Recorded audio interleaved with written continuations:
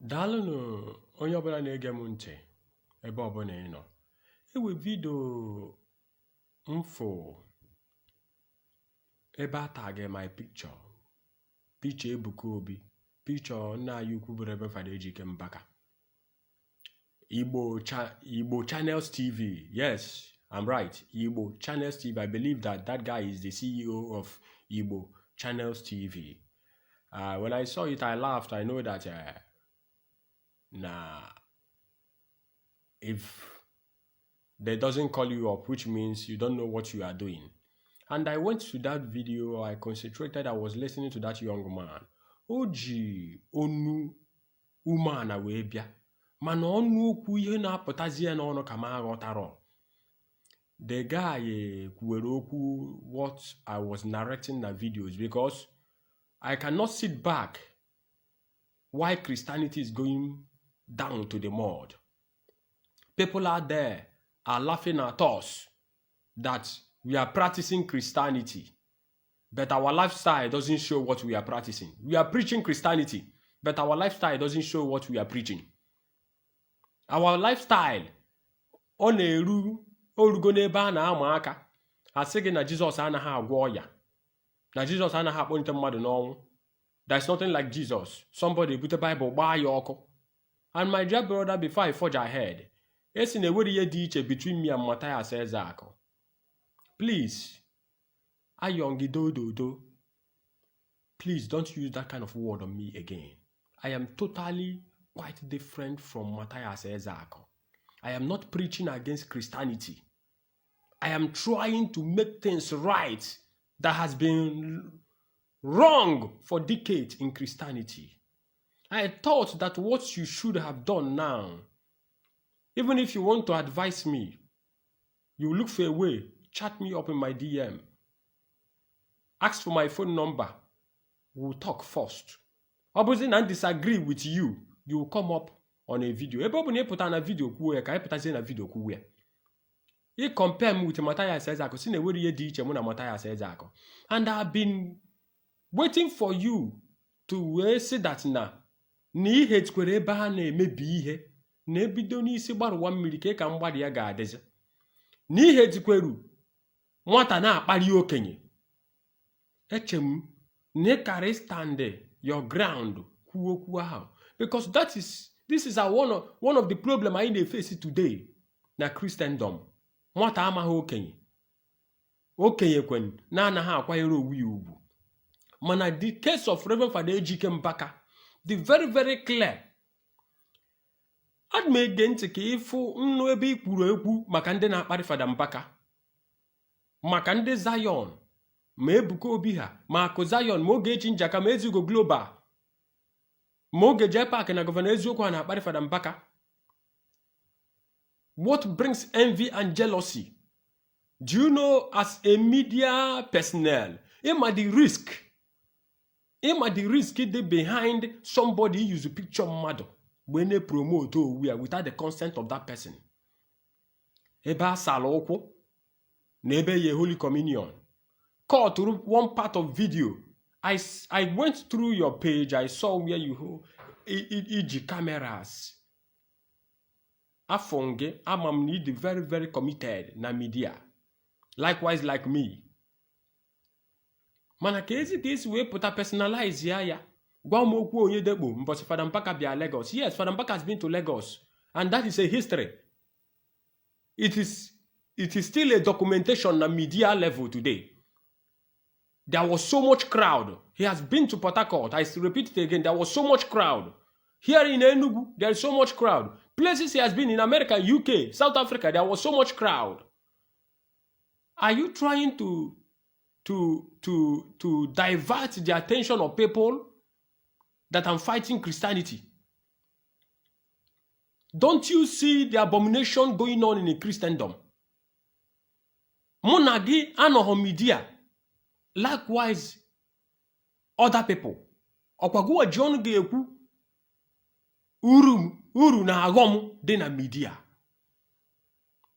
Yes, I know why I put up that challenge. Nke niile na akpari Fada Mbaka, I'm expecting you to say something. Ebe ifuru nkwu bo, ebe nse Evang Ebuka Obi na onye ọbụla ga-agba video ebe ọ kpọlitegoro onye nwụrụ anwụ n'ọnwụ ma onye ngwụrọ ji ije ma onye isefe ụzọ ma onye ogbikwu okwu na ga-agba 1 million. Sọsọ nke aka ifo. Mana ifuru ebe niile ha na-akpari Fada Mbaka, all those why niile ifuru video akụ Zion ị na-aja ị na-eto. No kwesịrị ịbụ one of the elders spokesman of Christianity. In fact, no kwesịrị ịbụ chief apostle, chief elder of Christianity. Ifuru akụ Zion ị na-eto. Ka ị chọọ ka m gbaa gị voice note. Ka ị chọọ ka m gbaa gị some calls akụ Zion mechego people leaky. Ebe ọ na-akparị Fada Mbaka. Akụ Zion that Fada Mbaka kpegoro ekpere. Akụ Zion wepụtara $100. Ye Fada Mbaka rejected the money. Still prayed for him. Why is he fighting Fada Mbaka? And you never said anything concerning that. I'm expecting you to come up with, nah, I don't know, maybe what an apari okay yo. Yes, all this why. And I use a picture of Fada Mbaka. Fada Mbaka ekuroku. Fada Mbaka wero obahamba okuhoku. Suddenly Fada Mbaka babamba. Fada Mbaka man on the bishop of Catholic Church. Fada Mbaka man on the so much committed na Catholic Church. Ebuka Obi, yes. He came to Fada Mbaka. Mana, out of camera, personal view, Mayena Fada Mbaka Waya. The message, you are qualified. If we ever had a voice out, we see Ebuka Obi, now Fada Mbaka qualify Ebuka Obi. Fada Mbaka put us na kawara in a media. Na yawa, na they see through Isoku and Holy Communion, a impartation of power game ministry. HM call back is that you be calling things back to order. I go and I try more advice. You can get into.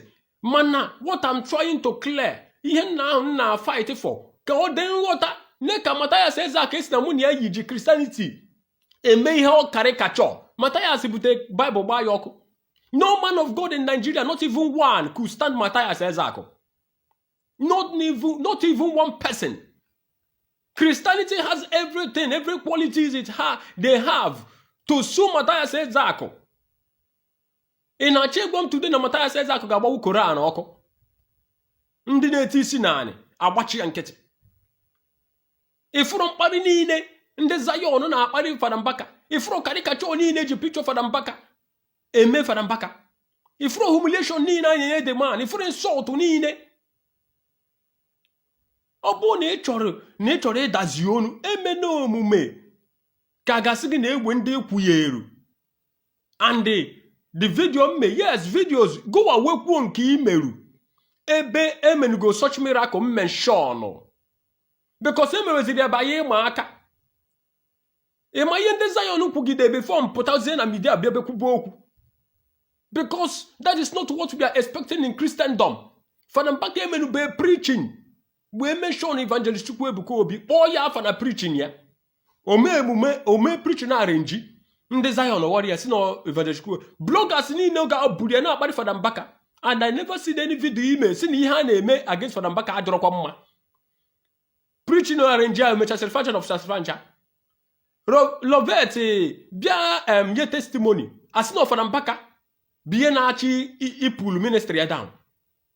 Na Fada Mbaka na-ega assassinators. Kebuo evangelist Ebuka Obi. Euphoria. From those videos. Ebe Ejima Ebuka Obi. Say, don't you see that Reverend Father on Alomako? O kam babaramba na media ka governor Ezioku pulu video megoro already. Kobido kwe again from ebe okwo se kparo Fada Mbaka. Ifuru ebe governor Ezioku and JPAC later confessed that they were being used. How they were being sponsored to insult Reverend Fada Mbaka. Then the day he apologized to Reverend Fada Mbaka, they even have a WhatsApp group where they discuss. Now the day, now block for 2 days. Now they may embarrass. Now bury him back.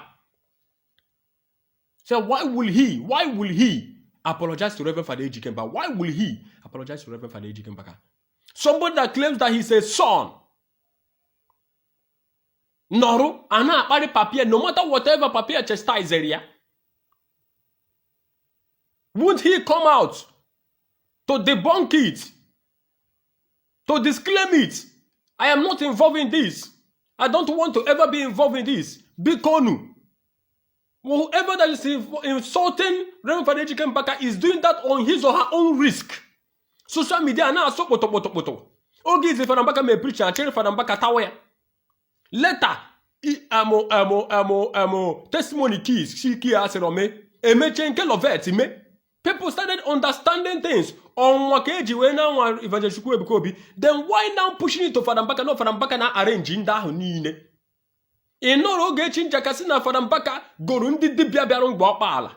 3 or 4 of them. Kabe ni ogwo na gwapala. Ifro propaganda oni na ebu. Ese ki ye ma advice. Otun se ekwu okwu. Don't use that word again on me. Okwefu Christianity gadina tamma. And the abomination that is happening in Christianity must be good. Ese no otun sa oyi, otun sa parende mmadụ. Did I insult you? Did I insult anybody? And then I was on a live program that day. The people that was insulting me na omi yi. Nde Zion bia na omi yi. Kan na ogwan kwari yi. Why personalizing the blame on me?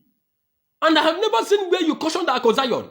I have never seen where you called Ogechin Jaka and cautioned her. I never seen where you called Ezugo Global and cautioned him.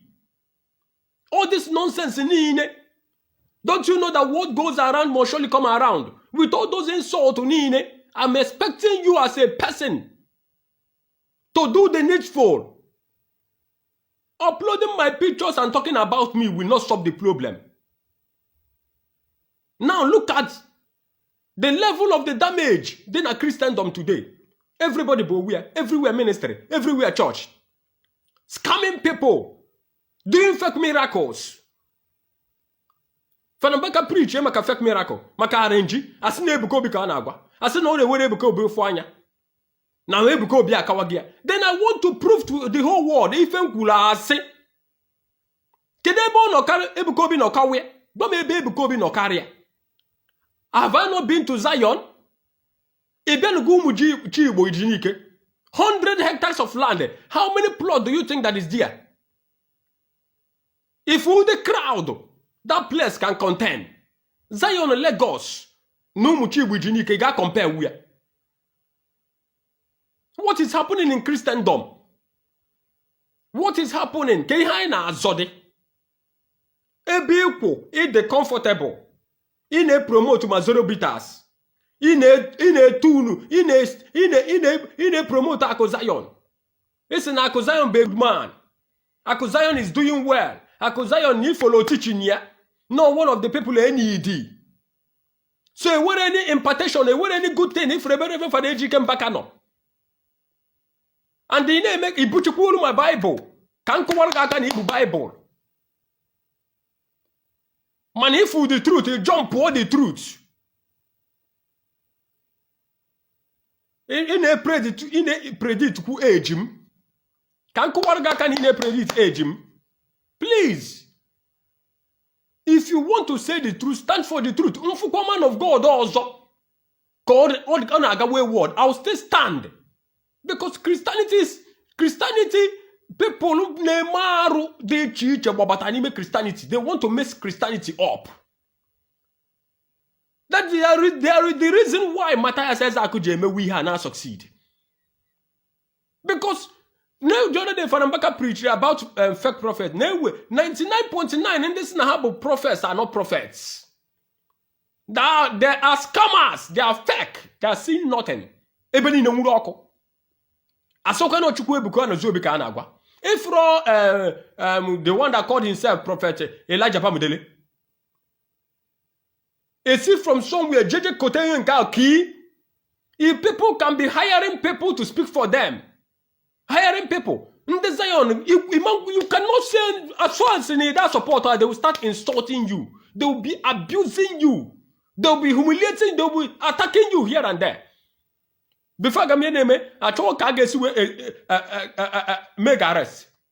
Kagejiwe someone wagi. Kagejiwe menka. Every time they are fighting for their own God.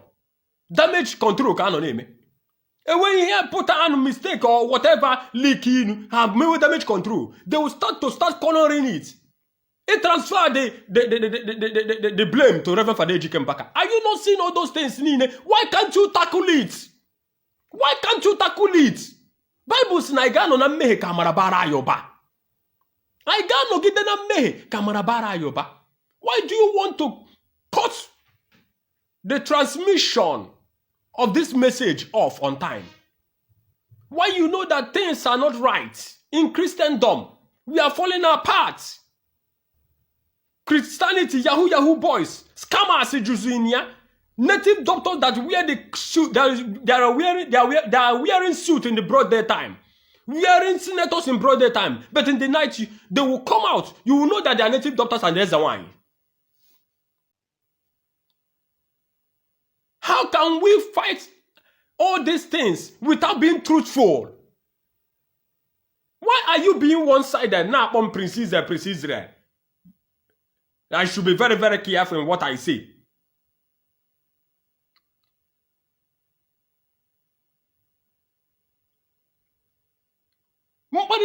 Fada Mbaka, so we don't care if we won't condemn.